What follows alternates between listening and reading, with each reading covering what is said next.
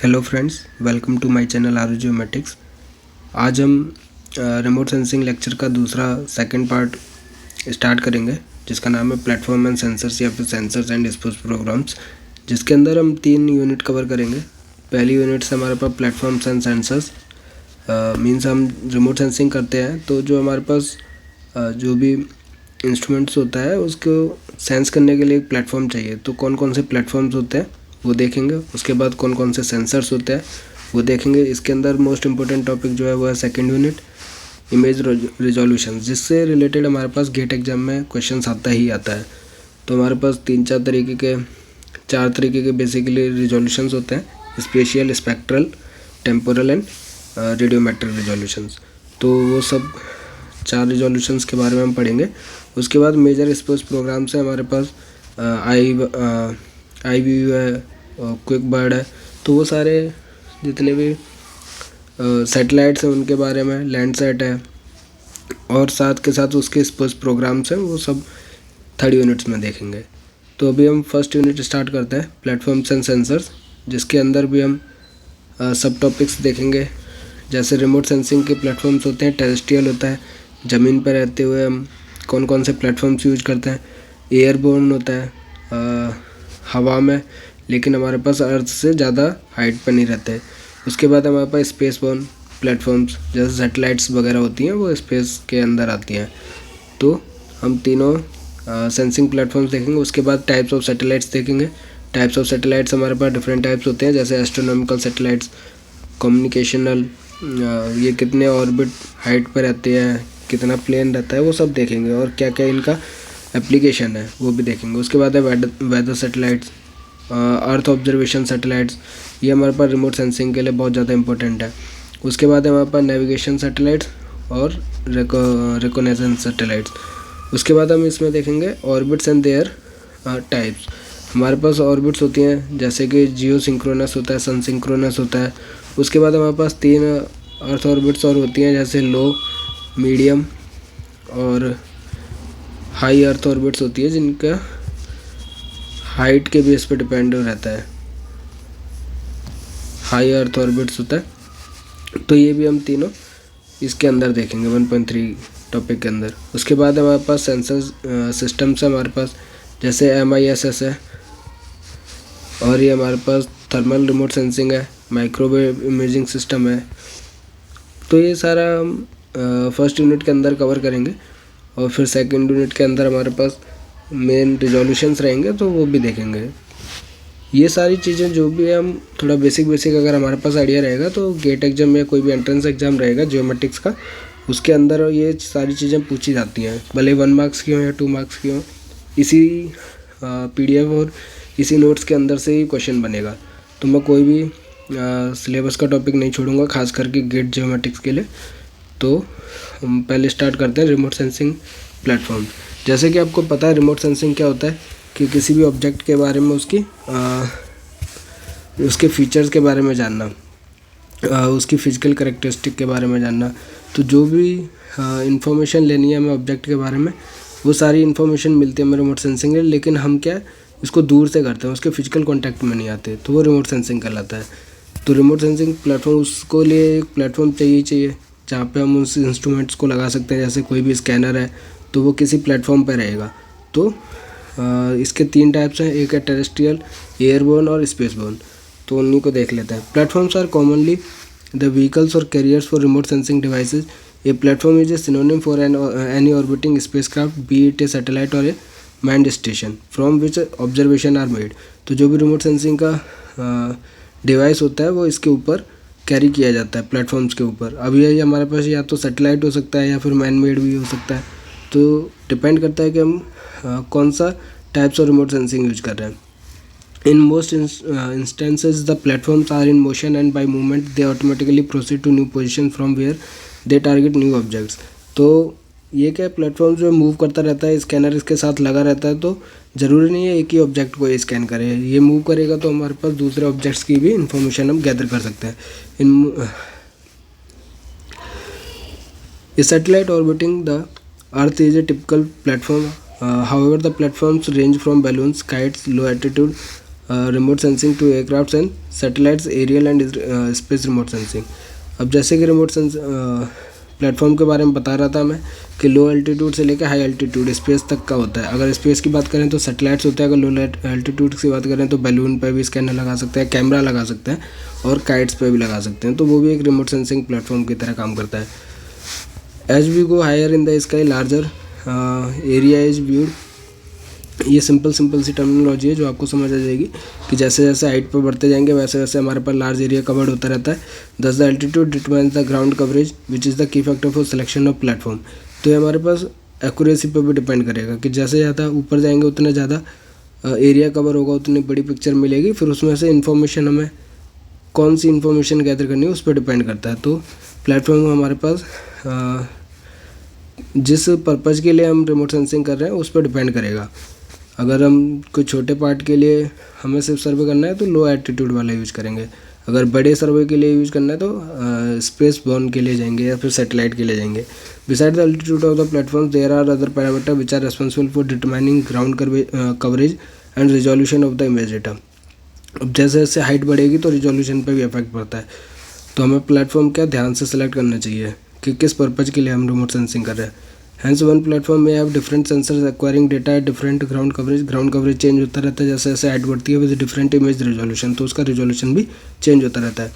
Platforms equipped with remote sensors may be situated on the ground, on a balloon और on a aircraft और some other platform within the earth अर्थ एटमोसफेयर। तो ये अर्थ के अंदर की बात हो रही है, जैसे बैलून होता है, एयरक्राफ्ट होता है, काइट्स होती हैं, सब अर्थ एटमोसफेयर के अंदर है। लेकिन जो प्लेटफॉर्म होता है वो बाहर का भी होता है, जैसे स्पेस बॉर्न भी होता है, स्पेस क्राफ्ट ले लीजिए, सैटेलाइट ले लीजिए, ये अर्थ एटमोसफेयर से बाहर की बात है।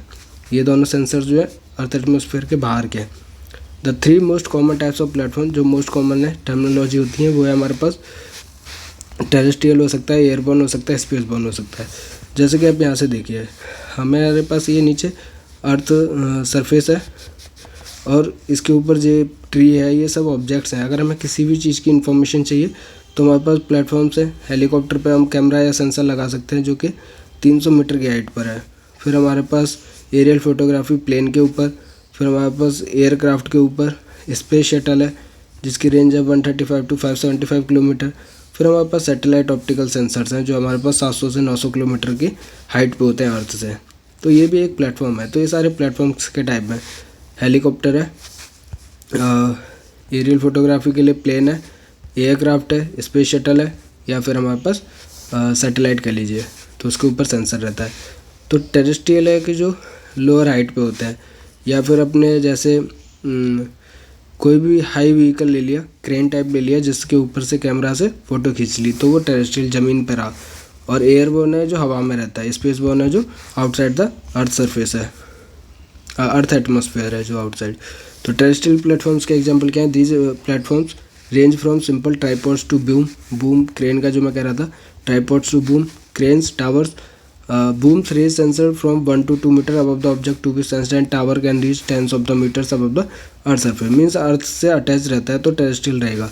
अब टावर पे चले जाइए तो वहाँ से फ़ोटो ले लीजिए तो कम से कम हाइट क्या है, अर्थ से 10-15 मीटर के ऊपर हाइट से हम फ़ोटो ले सकते हैं और नीचे की जो भी इन्फॉर्मेशन है उसको गैदर कर सकते हैं। उसके साथ साथ टेरेस्ट्रियल के एग्जांपल बूम्स हैं, क्रेन्स हैं, टावर्स हैं और ट्राइपॉड्स भी ले सकते हैं। Terrestrial platforms are also known as ground based platforms कहते हैं because they remain in contact with ground during the imaging of the earth surface, क्योंकि ये कॉन्टैक्ट में रहते हैं ग्राउंड के साथ। The ground based platforms are either static, या तो वो एक स्टेशनरी ट्राइपॉड जैसे हो गया, स्टेशनरी प्लेटफॉर्म पर रहेगा, या फिर वो डायनेमिक भी हो सकता है जो मूविंग व्हीकल होते हैं। Use for close range high accuracy application, these platform work at short medium long range. तो ये हमारे पास जो वर्क करते हैं वो उनकी रेंज एक तो ज़्यादा नहीं रहती, लेकिन फिर भी उसको क्लासीफाई किया है कि 50 से 100 मीटर, 250 मीटर और 1000 मीटर पे वो काम कर सकते हैं। Purpose of short range application is the mapping of buildings. जैसे मैंने बताया था पर्पज़ क्या है हमारे पास वर्क करने का रिमोट सेंसिंग का, तो अगर बिल्डिंग या छोटे ऑब्जेक्ट्स के लिए कर रहे हैं तो टेरेस्ट्रियल प्लेटफॉर्म बेस्ट है। Medium range sensor with millimetre accuracy used for 3 dimensional modelling application, or large range sensors are frequent used for topographic application. अगर टोपोग्राफिक मैप वगैरह बनाना है तो लार्ज रेंज वाला हम प्लेटफॉर्म यूज करेंगे। Images collected from a close distance terrestrial platform have much greater spatial resolution than those collected from the aircraft or satellites. तो हम जितना ग्राउंड से या जितना क्लोज हम फ़ोटो खींचेंगे उसका जो स्पेशल रिजोल्यूशन रहेगा, अब ये रिजोल्यूशंस मैं सेकंड यूनिट में बताऊंगा स्पेशल रिजोल्यूशन क्या होता है, लेकिन उसका बेटर रहेगा। मीन्स जो अर्थ के क्लोज रहेगा जैसे टेरेस्ट्रियल हो गया as compare to the airborne और सैटेलाइट्स, वो हमारे पास स्पेशल रिजोल्यूशन जो रहेगा टेरेस्ट्रियल का बेटर रहेगा। तो ये चीज़ छोटे छोटे पॉइंट्स हैं जो 1 मार्क्स के क्वेश्चन में पूछे जा सकते हैं गेट में। The data collected by terrestrial platforms are use for bridge and dam monitoring, landslide and soil erosion mapping, architectural restoration facilities, inventory, crime and accident scene analysis. तो इन सब का ये एप्लीकेशन है टेरेस्ट्रियल प्लेटफॉर्म्स का। ब्रिज डैम हो गया, mapping करनी, आर्किटेक्चरल कोई बिल्डिंग वगैरह के लिए सर्वे करना है, facilities, inventory, crime, accidental scene, ये सारी चीज़ें क्या टेरेस्ट्रियल प्लेटफॉर्म्स के हो सकती हैं। It is incorporated into surveying and metrology instruments and is often employed in mobile mapping systems. तो मूविंग वाले के लिए भी यूज कर सकते हैं। उसके बाद है हमारे पास एयरबोर्न प्लेटफॉर्म्स। एयरबोर्न प्लेटफॉर्म्स में क्या है, aerial remote sensing started few decades ago with photography that is recording on film cameras and the technology is now well established with the development of sensors। तो airborne के क्या camera लगे रहते थे पहले, तो फोटोज क्लिक करते रहते थे, जिससे कि अभी अर्थ ग्राउंड के कांटेक्ट में रहता था टेरेस्ट्रियल। लेकिन एयरबोर्न क्या है कि किसी एयरप्लेन पे लगा दिया कैमरा, तो अगर उससे हम रिमोट सेंसिंग कर रहे हैं तो एयरबोर्न प्लेटफॉर्म्स हो गया। तो ये जैसे एयरबोर्न हो गया, हेलीकॉप्टर हो गया, balloons, even rockets are commonly use to collect very detailed images. तो उससे हम क्या है रिमोट सेंसिंग कर सकते हैं, लेकिन स्पेशल रिजोल्यूशन थोड़ा कम हो जाएगा क्योंकि हाइट बढ़ती जाएगी तो एरिया कवर ज़्यादा होगा, हमारे पास ग्राउंड कवरेज बढ़ जाएगा। Because they are capable of operating over a wide range of altitudes ranging from the sea level to stratosphere at an altitude of about 500 kilometre. 500 kilometre height तक के उड़ सकते हैं, तो वहाँ से हम फोटोज क्लिक कर सकते हैं। तो ये क्या है, अगर हमें कोई बड़े एरिया के लिए सर्वे करना है या फिर हमारे पास रिमोट सेंसिंग का पर्पज़ लार्ज एरिया कवर करना है, तो हम इस एयरबोर्न वाला यूज कर सकते हैं। They facilitate collection of data over virtually over any portion of the earth surface at any time. किसी भी टाइम पे क्लाउड्स वगैरह होते हैं तो इससे नीचे हाइट रहती है, तो हमारे पास वो इतना ज़्यादा क्लाउड्स वगैरह जो इतना एरर कॉज नहीं करते और इफेक्ट्स नहीं करते, तो हमारे पास जो डेटा है एटलीस्ट अच्छा मिल जाता है और कम टाइम में हमें लार्ज एरिया भी कवर हो जाता है। Aerial platforms are primarily stable wing aircraft, all the helicopters are occasionally use. तो एयरक्राफ्ट या हेलीकॉप्टर यूज कर सकते हैं। Aerial photographs have been a main source of information about the earth surface almost since the beginning of aviation more than a century ago. Aerial photographs are obtained using camera mapping cameras data usually mounted in the nose or underbelly of an aircraft then flies in discrete pattern or swathes across the area to be surveyed. तो main वही है कि हमारे पास aerial photography बहुत ज़्यादा use होने लगी आजकल, और एरियल फोटोग्राफी का मतलब है कि एयरबोर्न प्लेटफॉर्म्स यूज करना है, एयरक्राफ्ट वगैरह या रॉकेट, हेलीकॉप्टर, उससे हमारे पास फ़ोटोज़ लेना। तो फिल्म वगैरह कैमरा रहता है तो उसमें फिल्म रहता है, जितनी ज़्यादा फ़ोटोज़ होती हैं उनको सेव करते रहते हैं साथ के साथ, और फिर नीचे आके उससे इंफॉर्मेशन को गैदर करते हैं। एयरक्राफ्ट है following advantage as platform for the remote sensing system. Aircraft can fly at relatively low altitude, thus allowing for sub-meter sensor spatial resolution. तो एयरक्राफ्ट का क्या है, इस जो स्पेस बॉर्न होती है उससे सब मीटर की as compare to the space borne sub metre की जो एक्यूरेसी होती है स्पेशल रिजोल्यूशन की, वो एयरक्राफ्ट से मिल सकती है, क्योंकि इसकी जो एल्टीट्यूड होता है वो थोड़े लो हाइट पे उड़ते हैं as compare to the satellites, लेकिन टेरेस्ट्रियल की इससे भी बेटर रहती है। एयरक्राफ्ट कैन ईजिली चेंज है schedule to avoid weather problems नहीं रहती, क्योंकि क्लाउड्स वगैरह इसको ज़्यादा इफेक्ट नहीं करते, सच एज क्लाउड्स विच में block A passive sensor view of the ground. तो पैसिव सेंसर्स कौन से होते हैं, तो जो सनलाइट से जो मूव करते हैं। तो मैंने आपको लास्ट क्लास रिमोट सेंसिंग में बताया था कि एक्टिव सेंसर, पैसिव सेंसर कौन से होते हैं। जो सन की एनर्जी का जो अपना एनर्जी सोर्स जो है वो सन से लेते हैं, तो वो पैसिव सेंसर्स कहलाते हैं। एक्टिव सेंसर क्या है, खुद का ओन एनर्जी सोर्स रहता है उसके अंदर। Last minute timing changes can be made to adjust for illumination. तो लास्ट टाइम पे अगर हमें कुछ भी चेंज करना है तो एयरक्राफ्ट में कर सकते हैं, उसकी फ़्लाइट या टेक ऑफ करने से पहले हम उसमें चेंज कर सकते हैं। The location of the area to be visited and additional revisit to the location, तो हमें जहाँ भी अगर लोकेशन वाइज भी चेंज करना होता है तो हम लास्ट मिनट भी चेंज कर सकते हैं। Sensor maintenance, repair and configuration changes can be easily made to the aircraft platforms.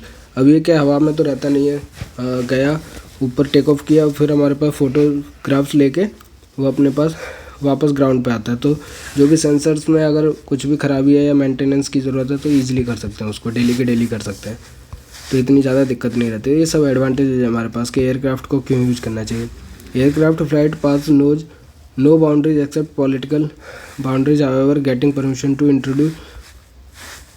intrude into foreign airspace could be lengthy and frustrating process। तो हमारे पास एयरक्राफ्ट का फ्लाइट का जो परमिशन रहती है वो अपने एरिया में ही रहती है। पॉलिटिकल बाउंड्रीज के अंदर हम अपना रिमोट सेंसिंग या फिर एयरक्राफ्ट होता है उसी के अंदर अंदर हम उड़ा सकते हैं, बस उसकी एक ये बाउंड्री रह सकती है। उसके बाद हमारे पास है third, space borne platforms. Space borne platforms में क्या होता है, ये बहुत ज़्यादा हाई एल्टीट्यूड पे रहते हैं। एग्जांपल क्या हो गया, सैटेलाइट्स हो गया। Satellite based remote sensing is also referred as orbital remote sensing, तो इसको क्या है, ऑर्बिटल रिमोट सेंसिंग भी कहते हैं। Space transport system commonly known as the space shuttle, तो जो स्पेस का ट्रांसपोर्ट सिस्टम होता है उसको हम स्पेस शटल भी कहते हैं, used as a platform. Space shuttle जैसे कि एक प्लेटफॉर्म स्पेस शटल होता है उसको भी हम स्पेस बोर्न प्लेटफॉर्म के तौर पे यूज कर सकते हैं। As you know satellites are objects which revolve around the earth, for instance the moon is a natural satellites whereas man made satellites include platforms data launch for remote sensing, communication, telemetry, location and navigation purpose. अब जैसे कि पता है कि satellites क्या होता है, satellites हमारे पास होता है कि जो अर्थ है उसके अराउंड चक्कर काट रहा है, वो रिवॉल्व कर रहा है। तो जैसे कि मून है हमारे पास, मून तो हमारे पास रिवॉल्व कर ही रहा है अर्थ के अराउंड, लेकिन वो क्या नेचुरल है। और फिर उसके अलावा हमने क्या सैटेलाइट्स को भेज रखा है जो अर्थ के चक्कर काटती हैं, अर्थ के अराउंड रिवॉल्व करती हैं। अब डिफरेंट पर्पज़ के लिए कम्युनिकेशन, टेलीमेट्री, वो हम सैटेलाइट्स के टाइप्स में भी देख लेंगे कौन कौन सी सैटेलाइट्स हमने भेजी हुई हैं ऊपर। The space borne remote sensing sensors are mounted on board a spacecraft, space shuttle or satellite orbiting the earth.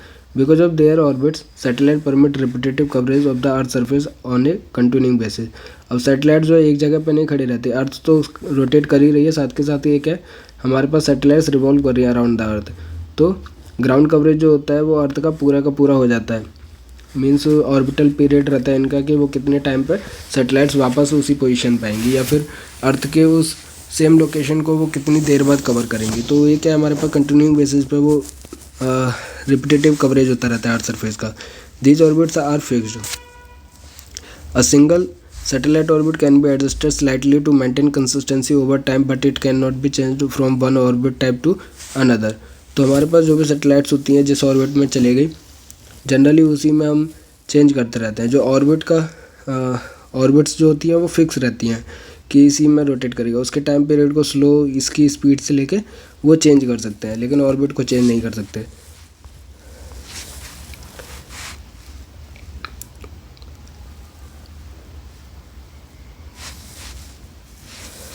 In spaceborne platforms, satellites are placed at three types of orbits around the Earth: data, geostationary, polar and sun synchronous orbits। अब orbits हमारे पास तीन generally रखते हैं हम, geostationary होती हैं, polar होती है, sun synchronous orbits होती हैं।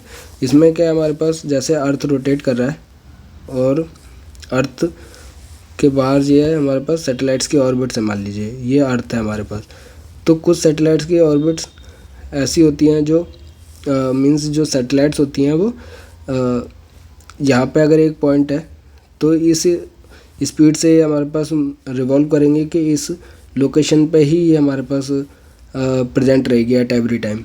तो जो भी इसका ऑर्बिटल पीरियड रहेगा वो सेम टू सेम इसके रोटेशन के हिसाब से होता है, अर्थ की रोटेशन के हिसाब से।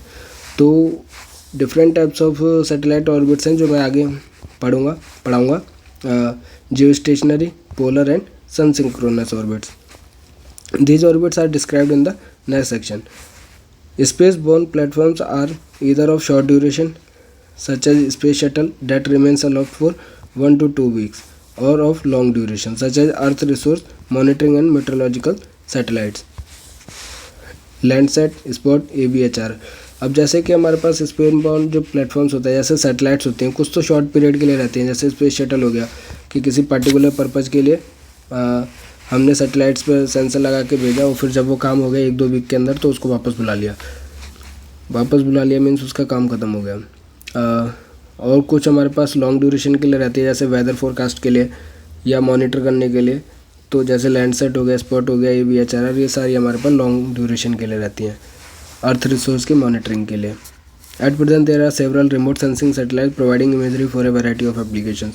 तो बहुत सारी सैटेलाइट्स हमने डाल रखी हैं, तो ऊपर अभी हम उसके डिफरेंट टाइप्स ऑफ सैटेलाइट्स में पढ़ेंगे कि कौन कौन से सैटेलाइट्स हमने स्पेस में भेजी हुई हैं।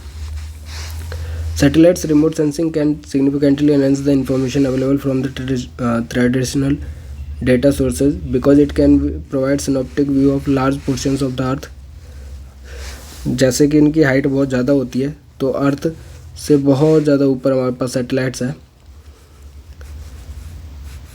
तो इसका जो कवरेज होता है वो बहुत ज़्यादा होता है as compare to the other platforms. तो वही चीज़ बताइए कि जितनी ज़्यादा हाइट पे उतने ज़्यादा ग्राउंड कवरेज रहता है।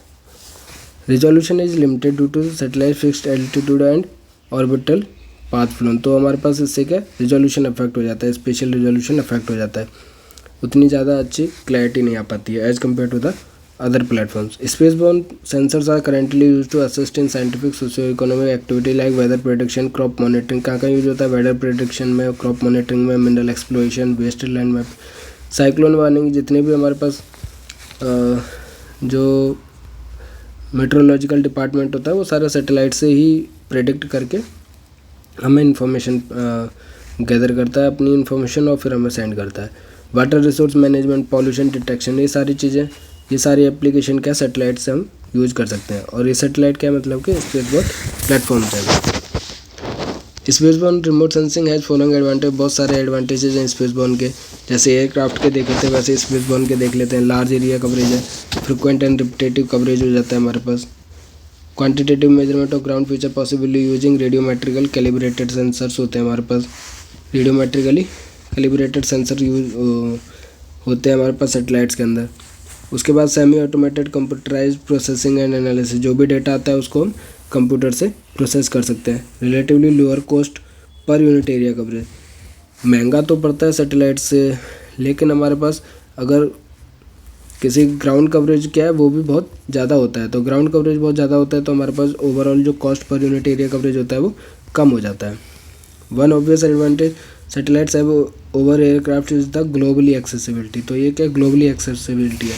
एयरक्राफ्ट क्या है कि अपनी पर्टिकुलर बाउंड्री के अंदर रह सकते थे एयरक्राफ्ट जो प्लेटफॉर्म्स होते थे, लेकिन हमारे पास जो सैटेलाइट्स है वो ग्लोबली एक्सेसिबिलिटी रहती है उनके पास। There are numerous governmental restriction that deny access to air space over sensitive areas और over foreign countries. Satellite orbits are not subject to these restrictions although there may well be legal agreements to limit distribution of data collected over particular areas of global accessibility। लेकिन ऐसा नहीं है कि हम जिस चीज़ की चाहे उसकी इन्फॉर्मेशन गैदर कर सकें। कुछ पार्टिकुलर एरियाज होते हैं, जैसे आर्मी वगैरह के एरियाज होते हैं, बॉर्डर पे देखते हैं, तो वहाँ की इन्फॉर्मेशन वो गैदर नहीं हो सकती, लीगल एग्रीमेंट्स रहते हैं। तो बेसिकली हम देखें तो स्पेसबोर्न का आजकल बहुत ज़्यादा यूज़ होता है। अगर हम देखें एक कंट्री से दूसरी कंट्री में क्या चल रहा है तो वो भी हम इन्फॉर्मेशन गैदर कर सकते हैं सिर्फ स्पेसबोर्न सैटेलाइट्स और प्लेटफॉर्म की वजह से। Now if you are confused about data from which platform to use, following explanation may help. One can say that choice of platform depends largely on the application. तो मैंने बताया जिस पर्पज़ क्या है रिमोट सेंसिंग का या सर्वे करने का, उस पर डिपेंड करता है कि हम कौन सा प्लेटफॉर्म चूज करें। The ground based platforms are frequently used to produce detailed 3D modeling of buildings, bridges, streetscapes, factories and other man made infrastructure. इन सब के लिए क्या हमें ग्राउंड बेस्ड या टेरेस्ट्रियल प्लेटफॉर्म यूज करना चाहिए जो छोटे काम के लिए।